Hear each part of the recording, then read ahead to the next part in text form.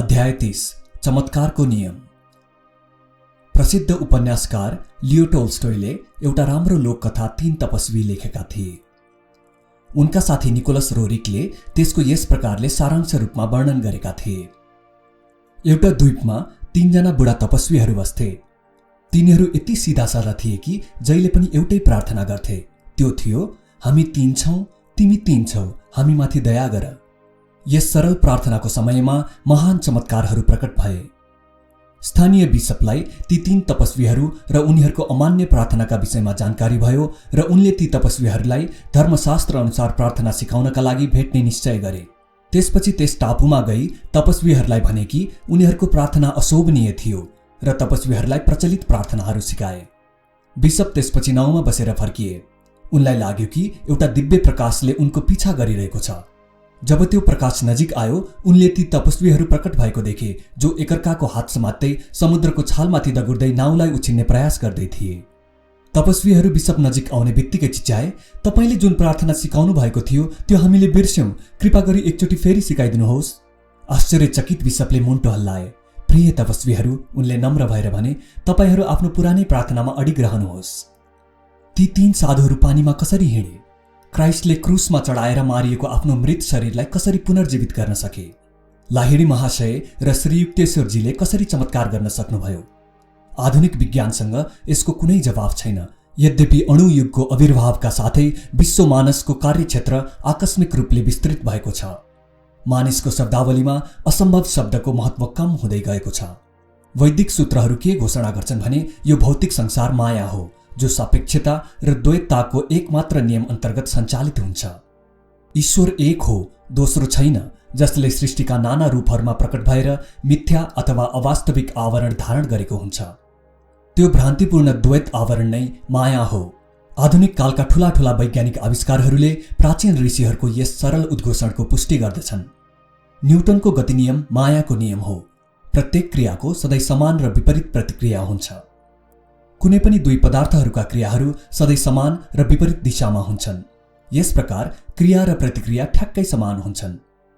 एक्लो शक्ति हुनु असम्भव छ, त्यसो हुनाले 2 समान र विपरीत शक्तिहरू रहनुपर्छ र यस्तै छ पनि। आधारभूत प्राकृतिक क्रियाहरू आफ्नो मायामूलकतालाई धोका दिन्छन्। उदाहरणका लागि बिजुली विकर्षण र आकर्षणले युक्त शक्ति हो। यसका इलेक्ट्रोन र प्रोटोन परस्पर विद्युत शक्ति हुन्। अर्को उदाहरण अणु अथवा पदार्थका सूक्ष्मतम कणहरू स्वयं पृथ्वी जस्तै धनात्मक र ऋणात्मक ध्रुव बिन्दु चुम्बक हुन्। यो समस्त विश्वरूप ध्रुवताको अनिवार्य प्रभाव अन्तर्गत पर्छ। भौतिक शास्त्र, रसायनशास्त्र वा अन्य कुनै विज्ञानको कुनै विधान आफ्नो विपरीत अथवा परस्पर विरोधी सिद्धान्तबाट मुक्त छैन।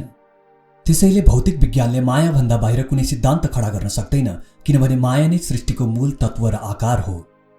प्रकृति स्वयं माया हो। प्रकृति विज्ञानले विवश भएर मायाका अनिवार्य तत्त्वहरूसँग संलग्न रहनुपर्छ। माया आफ्नो राज्यमा शाश्वत र अक्षय छ। भविष्यका वैज्ञानिकहरूले मायाका विविध अनन्तताका विभिन्न रूपहरूको खोजी बाहेक अरू केही गर्न सक्दैनन्। यस प्रकार विज्ञान निरन्तर परिवर्तनशील छ र अन्तिम स्थितिसम्म पुग्न असमर्थ छ। विज्ञान स्थूल र कार्यशील जगतका नियमहरू प्रतिपादन गर्न अवश्य सक्षम छ, तर विधाता र एक्लो सञ्चालकबारे थाहा पाउन असमर्थ छ।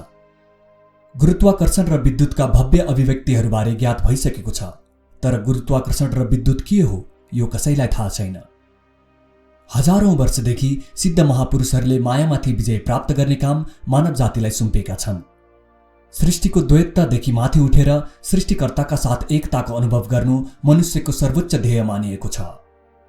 जो यस मायामा लिप्त रहन्छन् तिनीहरूले ध्रुवताका अनिवार्य नियम, ज्वार भाटा, उत्थान पतन, दिन रात, सुख दुःख, राम्रो नराम्रो, जन्म र मृत्युलाई स्वीकार गर्नै पर्छ।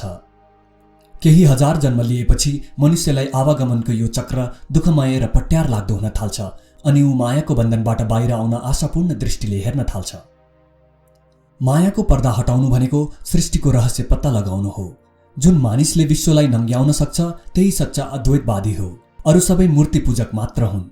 जबसम्म मानिस प्रकृतिको द्वैत भावका अधीनमा रहन्छ, दुईमुखी दैवी माया नै उसको आराध्य हुन्छ। त्यसले सच्चा एकमात्र ईश्वरलाई पाउन सक्दैन। यही माया मानिसमा अविद्याका रूपमा व्यक्त हुने गर्दछ।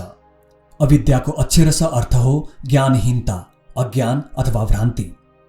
माया अथवा अविद्यालाई बौद्धिक तर्क वा विश्लेषणद्वारा कहिल्यै पनि नष्ट गर्न सकिँदैन। निर्विकल्प समाधिको आन्तरिक स्थिति प्राप्त गरेर मात्र त्यसलाई नष्ट गर्न सकिन्छ। त्यही समाधिस्थ अवस्थामा पुगेर ओल्ड टेस्टामेन्टका सन्तहरू तथा सबै देश र सबै युगका द्रष्टाहरूले उपदेश दिएका थिए। एजकेलले भनेका थिए, पछि त्यसले मलाई ढोकानिर ल्यायो र यो ढोका पूर्वपट्टि थियो, अनि हेर, इजरायलका ईश्वरको दैवी शोभा पूर्व दिशाबाट आएको थियो र त्यसको ध्वनि समुद्रको गर्जनको समान थियो। पृथ्वी उसको शोभाले जगमगाउँदो भयो। भृकुटीका बीच अथवा पूर्व दिशामा स्थित दिव्य दृष्टिद्वारा योगीहरू आफ्नो चैतन्यलाई सर्वव्यापक बनाउँछन्। ओम ध्वनि या शब्द जो समुद्र गर्जन जस्तो हुन्छ त्यो सुन्दछन्। ओम प्रकाशको स्पन्दन हो र सृष्टिको एकमात्र सत्ता हो। संसारका करोडौं रहस्यहरूमध्ये सबभन्दा ठूलो रहस्य प्रकाश हो। ध्वनि तरङ्गहरूका लागि हावा या अन्य भौतिक माध्यमको आवश्यकता हुन्छ, तर प्रकाशका तरङ्गहरू आकाशको शून्यमा पनि सजिलैसँग प्रसारित हुन सक्छन्। काल्पनिक इथर, जसलाई तरङ्ग सिद्धान्त बमोजिम प्रकाशको अन्तर्ग्रहीय माध्यम मानिन्छ, आइन्स्टाइनको विचारधारा अनुसार त्याग्न सकिन्छ, किनभने प्रकाशको ज्यामितीय गुणधर्मले इथरको सिद्धान्तलाई अनावश्यक ठहर्याउँछ। दुवै कल्पना अन्तर्गत प्रकाश प्रकृतिका दृश्यमान रूपहरूमध्ये सबभन्दा सूक्ष्म र भौतिक आधारहरूबाट सर्वाधिक मुक्त हो। आइन्स्टाइनका विशाल सिद्धान्तहरूमा प्रकाशको वेग जुन 1,86,300 माइल प्रति सेकेन्डको हुन्छ, यसले सापेक्षताको सिद्धान्तलाई सर्वाधिक प्रभावित पार्छ।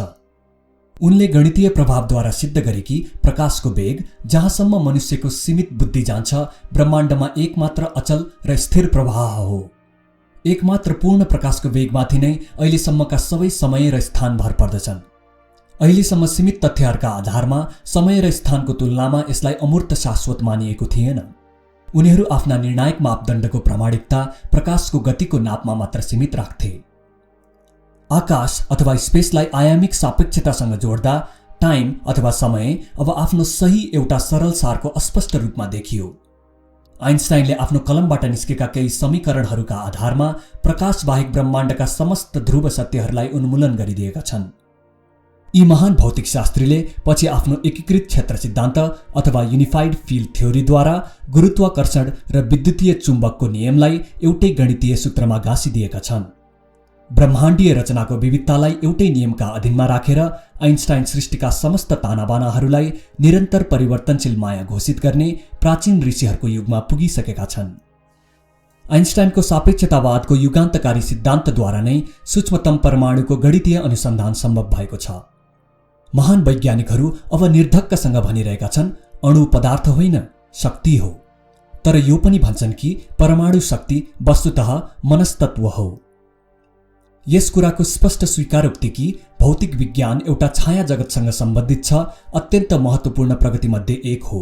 सर आर्थर स्टेनले एडिङटनले the nature of the physical world पुस्तकमा लेखेका छन्। भौतिक विज्ञानको जगतमा हामी परिचित जीवनका सामान्य व्यवहारहरूको छायाचित्र देख्दछौँ। मेरो कुहिनाको छाया टेबुलको छायामाथि अडेस लागेको हुन्छ र छाया कागजमाथि छाया मसी पोखिरहेको छ। यी सब प्रतीकात्मक हुन् र भौतिक शास्त्री यिनलाई प्रतीककै रूपमा रहन दिन्छन्। त्यसपछि रसायनविद मन आउँछ जसले यी प्रतीकहरूको रूपान्तरण गरिदिन्छ। मोटामोटी तवरले भन्ने हो भने विश्व तत्व मनस्तत्व हो। इलेक्ट्रोन सूक्ष्मदर्शक यन्त्रको आविष्कारद्वारा परमाणुको प्रकाश तत्व र प्रकृतिको द्वैध अवस्था प्रमाणित भएको छ। न्युयोर्क टाइम्सले American society for the advancement of साइन्सको सन् 1937 को एक सभामा इलेक्ट्रोन सूक्ष्मदर्शक यन्त्रको प्रदर्शन गर्दा निम्नलिखित विवरण प्रकाशित गरेको थियो।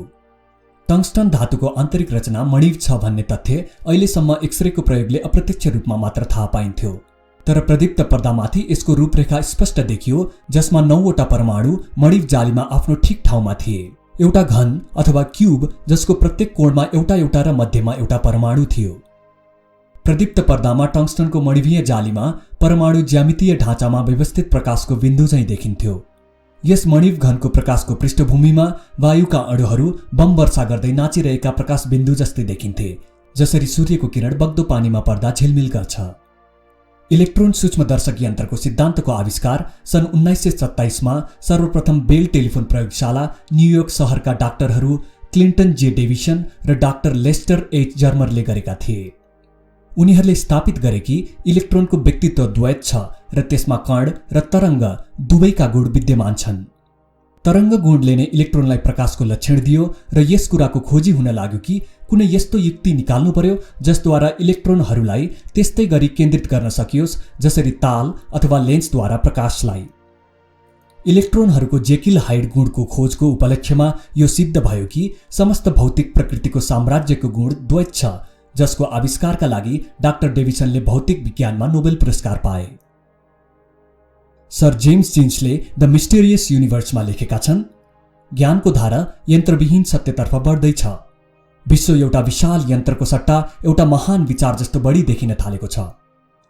यस प्रकार 20औं शताब्दीको विज्ञानले प्राचीन वेदहरूको उक्ति दोहोर्याउन लागेको देखिन्छ। भौतिक ब्रह्माण्ड वास्तवमा छैन र यसको तानाबाना माया हो, भ्रान्ति हो भन्ने दार्शनिक सत्य मानिसले विज्ञानबाटै भए पनि सिकोस्। यसको विश्लेषण गर्दा वास्तविकताको मृग तृष्णा विलीन हुन्छ। जसरी भौतिक जगतको प्रतीति गराउने आधार क्रमशः भङ्ग हुँदै जान्छ, त्यसरी नै तिमीले म बाहेक अरूलाई ईश्वर नमान्नु भन्ने दिव्य आज्ञा मूर्ति पूजक आस्थाको विपरीत भएको मानिसमा भान हुन थाल्छ। द्रव्य र ऊर्जाको बराबरी हुने आफ्नो सुप्रसिद्ध सूत्रमा आइन्स्टाइनले यो सिद्ध गरेका छन् कि पदार्थको कुनै पनि कणमा निहित ऊर्जा त्यसको द्रव्य अथवा तौल र प्रकाशको वेगको गुणनफलको बराबर हुन्छ। पदार्थ कणको विनाशद्वारा परमाणु शक्तिलाई मुक्त गरिन्छ। पदार्थको मृत्युले एउटा परमाणु युगलाई जन्म दिएको छ। प्रकाश वेग एक गणितीय आधार वा स्थिर प्रतिमान हो। यो यस कारण होइन कि प्रकाशको वेगको प्रतिमान 1,86,300 माइल प्रति सेकेन्ड हुन्छ, तर यस उसले हो कि कुनै पनि द्रव्य जसको द्रव्यमान वेगसँगै बढ्दै जान्छ प्रकाशको वेगको बराबरी कहिल्यै पुग्न सक्दैन। अर्को तरिकाले भन्ने हो भने अनन्त द्रव्यमान भएको भौतिक पदार्थले मात्र प्रकाश वेगको समानता गर्न सक्छ। यस परिकल्पनाले हामीलाई चमत्कारको नियममा पुर्याउँछ। सिद्ध पुरुषहरू जसले आफ्नो शरीर अथवा अरू पदार्थहरूलाई आफ्नो इच्छा मात्रले प्रकट वा अदृश्य गरिदिन्छन्, प्रकाशको वेगले चल्न सक्छन् र सृजनात्मक प्रकाशको उपयोग गरेर कुनै पनि भौतिक पदार्थलाई तुरुन्तै दृश्यमान गरिदिने शक्ति राख्छन्। उनीहरूले नियमका सबै शर्तहरू पूरा गरिसकेका हुन्छन्, किनभने उनीहरूको द्रव्यमान अनन्त हुन्छ। पूर्णता प्राप्त योगीको चेतना साँघुरो शरीरभित्र बाँधिएको हुँदैन, बरु बिना उद्यम सर्वव्यापी रचनासँग आबद्ध हुन्छ। गुरुत्वाकर्षणको प्रभावले सबै पदार्थ भारयुक्त हुन्छन्, चाहे न्युटनको शक्ति वा आइन्स्टाइनको जडताको अभिव्यक्ति होस्। भारको यो गुण सिद्ध पुरुषलाई विवश गराउन असमर्थ हुन्छ। जसले आफूलाई सर्वव्यापी आत्माका रूपमा चिन्दछ, त्यो काल र देशको सीमामा आबद्ध हुँदैन। सोहमको शक्ति अगाडि उसका सबै बन्धन हटेर जान्छन्। प्रकाश होस् अनि प्रकाशको प्रादुर्भाव भयो। सृष्टिको रचनाका बेला ईश्वरको प्रथम आदेशले अनिवार्य सत्वका रूपमा प्रकाशको प्रादुर्भाव भयो। यस निराकार माध्यमका किरणहरूमा सबै अभिव्यक्ति घटित हुन्छन्। हरेक युगका भक्तहरूले ईश्वरलाई ज्वाला अथवा प्रकाशका रूपमा प्रकट भएको बताएका छन्। सेन्ट जोनले भनेका छन्, उसका आँखा ज्वालाको समान र उसको अनुहार सूर्यको प्रखर तेजको समान थियो। एउटा योगी जसले पूर्ण ध्यानद्वारा आफ्नो चेतनालाई सृष्टिकर्तासँग विलीन गरिसकेको छ, विश्व सम्बन्धी तत्त्वहरूलाई प्रकाशका रूपमा अनुभव गर्दछ। उसका लागि जलको रचना गर्ने प्रकाश किरण र भूमिको रचना गर्ने प्रकाश किरणका बीच कुनै अन्तर छैन। पदार्थ चेतनाबाट मुक्त, आकाशका 3 र कालको चौथो आयामबाट मुक्त सिद्ध पुरुष आफ्नो शरीरलाई पृथ्वी, जल, अग्नि र वायुका प्रकाश किरणहरूका बीचबाट या माथिबाट सजिलै परिचालन गर्न सक्दछ। त्यसैले यदि तिम्रो आँखा कुटस्थ चैतन्यमा लीन भयो भने तिम्रो समस्त शरीर प्रकाशमय हुन्छ। लामो समयसम्म एकाग्र रही दिव्य चक्षुद्वारा मुक्त योगीलाई पदार्थ विषयक समस्त भ्रम र त्यसको गुरुत्वाकर्षण बललाई नाश गर्न सक्ने योग्य बनाइदिन्छ। उसले संसारलाई वस्तुतः विभेदहीन प्रकाश समूहका रूपमा हेर्छ, जुन रूपमा विधाताले त्यसको सृष्टि गरेका छन्। हार्वर्डका डाक्टर एल.टी. ट्रोल्यान्ड भन्छन्, प्रकाशद्वारा प्रतिबिम्बहरूको रचना सामान्य अर्धबिन्दु चित्र अथवा हाफ टोन उत्कीर्णताको सिद्धान्त अनुसार हुन्छ। अर्थात् त्यसको रचना आँखाले देख्न नसकिने अति साना साना बिन्दुद्वारा चित्रण हुन्छ। आँखाको नानीको संवेदना यति तीव्र छ कि प्रकाशको थोरै मात्राले पनि नेत्र संवेदना जागृत हुन सक्छ। सृष्टिको सार नै प्रकाश हो भन्ने कुरा जसले बुझेको छ, त्यसले चमत्कारको नियम परिचालन गर्न सक्छ। एक सिद्ध पुरुषले प्रकाशको दैवी ज्ञानको प्रयोगद्वारा सर्वव्यापी प्रकाशका अणुहरूलाई दृष्टिगोचर गरी प्रक्षेपण गर्न सक्छ। प्रक्षेपणको वास्तविक रूप चाहे त्यो जेसुकै होस्, रुख, औषधि अथवा मानव शरीर, योगीको इच्छा, उसको आत्मशक्ति र मानस दर्शनमा भर पर्दछ। मानिस जब राति स्वप्न चैतन्यको अवस्थामा प्रवेश गर्दछ, दिनहुँको झुटो अहम्वादी सीमाको घेराबाट मुक्त हुन्छ। निद्रावस्थामा मनको सर्वशक्तिमत्ताको उसलाई बारम्बार प्रदर्शन भइरहन्छ। लौ हेर, सपनामा उसका पुराना बितेका साथीहरू, अनकन्टारका महाद्वीप र बाल्यावस्थाका पुनर्जीवित दृश्यहरू देखिन्छन्। भगवत लीन सिद्ध पुरुषको मनको स्थायी अवस्था नै स्वतन्त्र र रोकटोकविहीन चैतन्य हो, जुन सबै मानिसले केही सपनाहरूमा क्षणिक अनुभव गर्दछन्। सबै व्यक्तिगत चाहनाहरूबाट मुक्त योगी सृष्टिकर्ताद्वारा प्रदान गरिएको सृजनात्मक इच्छाशक्तिको प्रयोग गरेर ब्रह्माण्ड प्रकाश अणुहरूलाई पुनः व्यवस्थित गरी कुनै पनि भक्तको सच्चा प्रार्थना पूरा गर्न सक्छ। र ईश्वरले भन्नुभयो, हामी आफ्नो रूप र लक्षण भएको मानिस बनाऊ र उनीहरू समुद्रका माछाहरूमाथि, हावामा उड्ने चराहरूमाथि, पशुहरूमाथि र समस्त पृथ्वीमा तथा पृथ्वीमा हिँड्ने सबै जीवजन्तुमाथि आफ्नो प्रभुत्व स्थापित गरून्।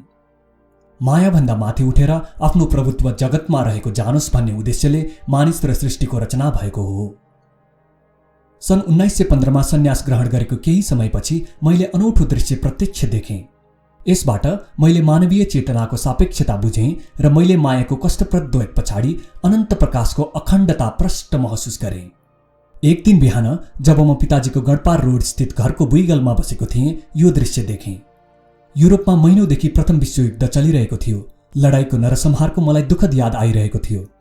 मैले ध्यान गर्दै जसै आफ्ना आँखा चिम्ले, मेरो चैतन्य अचानक एउटा युद्धपोतका कप्तानको शरीरमा सर्यो। समुद्र तटस्थित तोपहरू र जहाजमा भएका तोपहरूको गर्जनले वातावरण गुन्जायमान थियो। जहाजको गोलाबारुद भण्डारमा एउटा तोपको गोला खसेर हाम्रो जहाज टुक्रा टुक्रा भयो। विस्फोटबाट बच्न सकेका केही नाविकहरूका साथ मैले पानीमा हाम फालेँ। बेसरी मुटु ढुकढुकाउँदै म सुरक्षित समुद्र किनारमा पुगेँ। तर अफसोच, बहकिएको एउटा गोली मेरो छातीमा आइलाग्यो। म छटपटाउँदै भुइँमा खसेँ।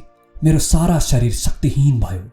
तैपनि शरीर छ भन्ने मलाई महसुस भइरहेको थियो, जसरी गोडा निदाउँदा सबैलाई बोध हुन्छ। मैले सोचेँ, आखिरमा मृत्युको रहस्यमय क्षण म छेउ आइहाल्यो। अन्तिम सासका साथ म अचेत हुनै लागेको थिएँ। त्यही बेला मैले आफूलाई गडपार रोडको बुइगल कोठामा पद्मासनमा बसेको पाएँ। मैले आफ्नो पुनर्प्राप्त शरीरलाई छाम्दै चिमुट्न थालेँ र मेरा आँखाबाट खुसीको आँसु बग्न थाल्यो। मेरो छातीमा गोलीको कुनै घाउ थिएन। आफूलाई जीवित छु भनी आश्वस्त पार्न मैले आफ्नो शरीरलाई हल्लाएँ र लामो लामो सास फेरेँ। यस्तै आत्मसन्तोषको क्रियाबीच मेरो चैतन्य एकचोटि फेरि रक्तरञ्जित समुद्र किनारमा मृत कप्तानको शरीरमा सर्यो। म अत्यन्त अन्योलमा परेँ। मैले प्रार्थना गरेँ, हे प्रभु, म मरेको छु या जिउँदो छु? समस्त क्षितिज एउटा तीव्र प्रकाशले आलोकित भयो। एउटा गम्भीर वाणी मेरा कानमा स्पन्दित भयो, प्रकाशसँग मृत्यु र जीवनको के सम्बन्ध? मैले आफ्नो प्रकाशको प्रतिमाका रूपमा तिम्रो सृष्टि गरेको छु। जीवन र मृत्युको द्वन्द्व अथवा सापेक्ष सम्बन्ध खाली माया जगतमा हुन्छ। तिमी आफ्नो मायातीत रूपको स्मरण गर। जाग मेरा छोरा, तिमी जाग। मानिसलाई जागृत गराउने क्रममा ईश्वरले वैज्ञानिकहरूलाई यथासमय र यथास्थान आफ्नो सृष्टिको रहस्यलाई आविष्कार गर्न प्रेरित गर्छन्। अनेक आधुनिक खोजहरूद्वारा ब्रह्माण्डलाई विविध रूपहरूमा चिन्न सहायक हुने कुरा एउटै हो, त्यो हो दैवी प्रज्ञाद्वारा सञ्चालित प्रकाश। चलचित्र, radio, television, radar, photo electronic cell, अणुशक्तिको चमत्कारिक विद्युतीय नेत्र, यी सबै चमत्कारिक कुरा प्रकाशको विद्युत चुम्बकीय गुणमा आधारित छन्। चलचित्रले कुनै पनि चमत्कारको दृश्याङ्कन गर्न सक्छ। प्रभावपूर्ण दृश्य प्रस्तुत गर्न गरिएको कुशल फोटोग्राफीले कुनै पनि आश्चर्यजनक चमत्कारको चित्राङ्कन गर्न सक्छ। चलचित्रमा पारदर्शी शरीरलाई स्थूल शरीरबाट निस्किरहेको देखाउन सकिन्छ। पानीमा हिँड्नु, हावामा उड्नु, मुर्दालाई बिउताउनु, प्राकृतिक घटनाचक्रलाई उल्टो देखाउनु तथा देश र काललाई समेत उल्टो पाल्टो गर्न सकिन्छ। जसरी एउटा सिद्ध योगीले वास्तविक प्रकाश किरणको मद्दतले चमत्कार गर्न सक्छ, त्यसैगरी एउटा सिपालु फोटोग्राफरले फोटोहरूलाई इच्छाअनुसार मिलाएर दृष्टिभ्रम उत्पन्न गर्न सक्छ। चलचित्रले जीवन्त प्रतिमाहरूद्वारा सृष्टि सम्बन्धी अनेक सत्यको उदाहरण प्रस्तुत गर्न सक्छ। जगत निर्देशकले आफ्ना नाटकहरू आफै लेखेका छन् र शताब्दीौंदेखि चलिआएका नाटकहरूमा अनन्त कलाकारहरूलाई सामेल गराएका छन्। अनन्तको अन्धकार मण्डपबाट उनी प्रकाश किरणहरूलाई युग युगान्तरदेखि चलचित्रका माध्यमले प्रक्षेपित गरिरहेका छन् र यी चित्रहरू महाकाशको पर्दामा प्रतिबिम्बित हुन्छन्। एउटा चलचित्रका दृश्य चित्रहरू वास्तविकता जस्ता देखिन्छन्, जबकि वास्तवमा ती प्रकाश र छायाको संयोग मात्र हुन्। त्यस्तै प्रकारले विश्वको अनेक रूपता पनि भ्रम मात्र हो। भूमण्डलमा स्थापित जीवनको असंख्य रूप ब्रह्माण्डीय चलचित्रको बिम्ब बाहेक अरू केही हुँदै होइनन्। अस्थायी रूपबाट मानिसका 5वटा इन्द्रियहरूको ज्ञानको अनुकूल यी क्षणिक दृश्यहरू मानिसको चेतनाको पर्दामा अनन्त सृजनात्मक किरणहरूद्वारा देखाइन्छन्। चलचित्र हेर्ने मान्छेले आँखा माथि उठाएर हेर्न सक्छ कि सबै प्रतिबिम्बहरू प्रकाश किरणहरूद्वारा पर्दामा दृश्यमान भइरहेछन्। रङ्गीचङ्गी विश्व नाटक पनि त्यस्तै प्रकारले ब्रह्माण्डीय स्रोतको एक्लो प्रकाशले प्रवाहित छ। सोच्नै नसक्ने निपुणताका साथ ईश्वरले आफ्ना सन्तानहरूका लागि विराट नाटक प्रस्तुत गरी मनोरञ्जन गर्दैछन् र ब्रह्माण्डीय नाट्यशालामा उनीहरूलाई अभिनेता र दर्शक दुवै एकैसाथ बनाइरहेछन्। एक दिन म युरोपीय युद्ध क्षेत्रको समाचार फिल्म हेर्न एउटा सिनेमा हलमा पसेँ। पश्चिमी मुलुकहरूमा त्यही बेला प्रथम विश्वयुद्ध चलिरहेको थियो। समाचार फिल्मले युद्ध क्षेत्रको विभीषिकालाई यस्तो वास्तविक रूपमा प्रस्तुत गर्यो कि म सिनेमा हलबाट अत्यन्त व्यथित भएर निस्केँ। म प्रार्थना गर्न लागेँ, हे प्रभु, तपाईँ यस दुःखभोगको किन अनुमति दिँदै हुनुहुन्छ? मलाई बडो आश्चर्य लाग्यो जब मैले त्यसको तत्काल जवाफ वास्तविक युरोपेली लडाईँ भइरहेको दृश्यका रूपमा पाएँ। ती दृश्यहरूमा मरेका र मरणासन्न मानिसहरू मारिएका र क्रूरता समाचार फिल्मभन्दा पनि बढी थियो। ध्यानपूर्वक हेर, एउटा मधुरो आवाजले मेरो अन्तश्चेतनालाई भन्यो, तिमीले देख्नेछौ फ्रान्समा खेलिएका यी दृश्यहरू प्रकाश र छायाचित्र बाहेक केही होइनन्। यी ब्रह्माण्डीय चलचित्र हुन् जो तिमीले भर्खरै हेरेको समाचार चित्र जस्तै वास्तविक र मिथ्या हुन्। नाटकभित्र खेलिएको नाटक। मेरो मन अझै शान्त भएको थिएन। दिव्यवाणीले फेरि भन्यो, सृष्टि भनेको प्रकाश र छाया दुवै हो, अन्यथा कुनै चित्र सम्भव हुँदैन। मायाको राम्रो र नराम्रो गुण पालै पालो प्रबल भइरहन्छ। के सधैँ सुखै सुख भए मानिसले अरू थोकको इच्छा गर्ला? दुःखको अनुभव नभई मानिसलाई यस कुराको सम्झना गर्ने चिन्ता हुँदैन कि ऊ शाश्वत धामबाट यहाँ आएको हो। स्मरण गर्नका लागि दुःख अंकुश जस्तै हो। दुःखबाट बच्ने उपाय ज्ञान हो। मृत्युको त्रासदी मिथ्या हो। जो मृत्युबाट डराउँछन् ती अज्ञानी अभिनेता जस्ता हुन् जो नक्कली गोली लाग्दा डरले मर्दछन्। मेरा सन्तानहरू प्रकाशका सन्तति हुन्। ती सधैँ भ्रमजालमा निदाउने छैनन्। धर्मग्रन्थहरूमा मैले मायाका विषयमा धेरै कुरा पढेको थिएँ, तर तिनीहरूबाट मलाई त्यो अन्तर्दृष्टि प्राप्त भएको थिएन जुन अहिले व्यक्तिगत अन्तर्दर्शन र सान्त्वनाले भरिएको दिव्यवाणीले प्राप्त भयो। मनुष्यको धारणा एकदम परिवर्तित भइहाल्छ जब उसलाई यो विश्वास हुन्छ कि सृष्टि एउटा विशाल चलचित्र हो, यसको सत्ता यसभित्र होइन कि बरु यसभन्दा पनि पर छ। यो परिच्छेद लेखेर सिद्ध्याएपछि म आफ्नो ओछ्यानमा पद्मासनमा बसेको थिएँ। मेरो कोठामा राखिएको ल्याम्प सेडबाट मधुरो उज्यालो छरिएको थियो। मैले आँखा मास्तिर पारेर हेरेँ। दलिनमा सर्छीको रङका साना साना प्रकाश बिन्दुहरू रेडियम जस्तै टल्किरहेका थिए। पानी पर्दा झरिरहेका पानीका थोपा झैं असंख्य प्रकाश किरणहरू पारदर्शक बाण झैं ममाथि शान्तिका साथ बर्सिरहेका थिए। तत्काल मेरो भौतिक शरीरको स्थूलता समाप्त भयो र त्यो सूक्ष्म रूपमा परिणत भयो। मलाई यस्तो लाग्यो मानव म हावामा उडिरहेको छु। ओछ्यानको अलिकति स्पर्श गर्दै मेरो शरीर दायाँ बायाँ हल्लिन लाग्यो। मैले कोठामा चारैतिर हेरेँ। फर्निचर र भित्ताहरू जस्ताको तस्तै थिए, तर प्रकाश बिन्दुहरूको समूह यति बाक्लो भइसकेको थियो कि म दलिन देख्न सक्दैनथे। म आश्चर्यचकित भएँ। प्रकाशबाट नै आवाज आए जस्तो लाग्यो। यही ब्रह्माण्डीय चलचित्रको यन्त्र विन्यास हो जसले तिम्रो ओछ्यानको सेतो तन्नामाथि आफ्नो प्रकाश बिम्ब छरेर तिम्रो शरीरको चित्र तयार गर्दैछ। हेर, तिम्रो आकृति प्रकाश बाहेक अरू केही होइन। मैले आफ्ना हातहरू हेरेँ र तिनलाई अगाडि पछाडि हल्लाएँ, तर मलाई तिनको भारको अनुभूति भएन। मेरो मन आनन्दले भरियो। मेरो शरीरका रूपमा परिवर्तित भइरहेका प्रकाशका दिव्य रेखाहरू सिनेमा हलमा पर्दामा दृश्यहरू अङ्कन गर्ने प्रकाश किरणहरू झैं लागिरहेका थिए। धेरै बेरसम्म मैले आफ्नो कोठाको नाट्यशालामा मेरो शरीरको यो चलचित्र अनुभव गरिरहेँ। मलाई अनेक अन्तर्दर्शन भएका थिए, तर यो सबभन्दा अनौठो थियो। मेरो स्थूल शरीरको भ्रमजाल पूर्ण रूपले हरायो र मेरो यो अनुभूति अझ प्रबल भयो कि सबै पदार्थहरूको सार प्रकाश नै हो। मैले मास्तिर स्पन्दनशील प्राणकणिकाहरूको स्रोततर्फ हेरेँ र बिन्ती गरेँ, दिव्य ज्योति, कृपा गरेर मेरो यस तुच्छ शरीरका चित्रहरूलाई आफूमा अंगीकार गर जसरी एलिजालाई प्रकाशको रथमा स्वर्ग लगिएको थियो। यस प्रार्थनाको चमत्कारिक असर भयो र प्रकाश किरणहरू अदृश्य भए। मेरो जिउको सामान्य भार फेरि फर्क्यो र म ओछ्यानमा ढले। दलिनमा प्रकाश किरणहरू टल्किए र अन्त्यमा हराए। स्पष्ट थियो पृथ्वीलाई छाडेर जाने मेरो समय आएको थिएन। यसबाहेक मैले दार्शनिक दृष्टिले सोचे मेरो यो अभिमान एलिजाले मन नपराउलान्।